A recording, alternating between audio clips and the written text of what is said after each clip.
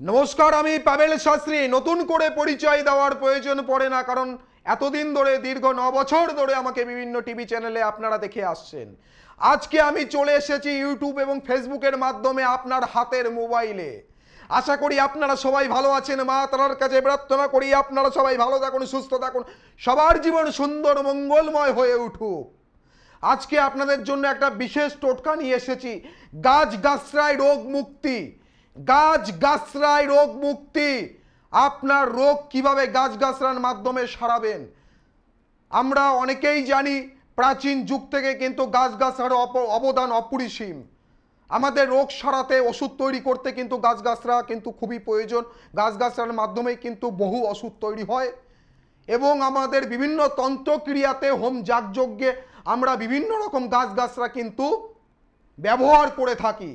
যেমন শত্রু দমনের কাজে ব্যবহার করে থাকি, আকর্ষণ বশীকরণের কাজে ব্যবহার করে থাকি। যাদের বিবাহ হচ্ছে না, অনেক সময় তন্ত্রক্রিয়া করে বিবাহ বেঁধে রেখে দেয়, সেই বিবাহের ক্ষেত্রে বিবাহের যোগ কাটাতে, যাতে বিবাহের যোগ তৈরি হচ্ছে না, বেঁধে রেখে দিয়েছে, সেই যোগটাকে আনতে কিন্তু গাছগাছরাও কিন্তু আমরা ব্যবহার করি। যাক, আজকে আপনাদের টোটকা দেব গাছগাছরায় রোগ মুক্তি। কারণ বর্তমান দিনে দেখা গেছে অধিকাংশ মানুষেরই কিন্তু কিডনিতে পাথর হয়। অধিকাংশ মানুষেরই কিন্তু কিডনিতে পাথর হয়। এই পাথরকে কিভাবে পুরোপুরি নিরাময় করবেন? গ্রাম অঞ্চলে এই গাছটা দেখা যায়, যার নাম হচ্ছে তেলাকচু গাছ। যার নাম হচ্ছে তেলাকচু গাছ। সপ্তাহে 3 দিন এই তেলাকচুর পাতার রস 2 চামচ সকালে খালি পেটে খেয়ে নেবেন। সপ্তাহে 3 দিন খাবেন। এইভাবে কন্টিনিউ মোটামুটি 3 থেকে 4 মাস খান, দেখবেন আস্তে আস্তে কিডনির পাথর কিন্তু চলে যাবে। যে সকল বাচ্চারা বিছানায় প্রস্রাব করে, সেই বাচ্চাদেরও যদি তেলাকচুর পাতার রস সকালবেলায় খালি পেটে সপ্তাহে 4 দিন যদি খাওয়ানো যায়, খাওয়ানোর পরে হাফ চামচ চিনি খাইয়ে দেবেন এবং 1 গ্লাস জল, দারুণ রেজাল্ট পাবেন। মোটামুটি 1.5 থেকে 2 মাস খাওয়ান, দারুণ রেজাল্ট পাবেন। আপনাদের উদ্দেশ্যে আরও একটা টোটকা দিয়ে দিচ্ছি, আরও একটা টোটকা।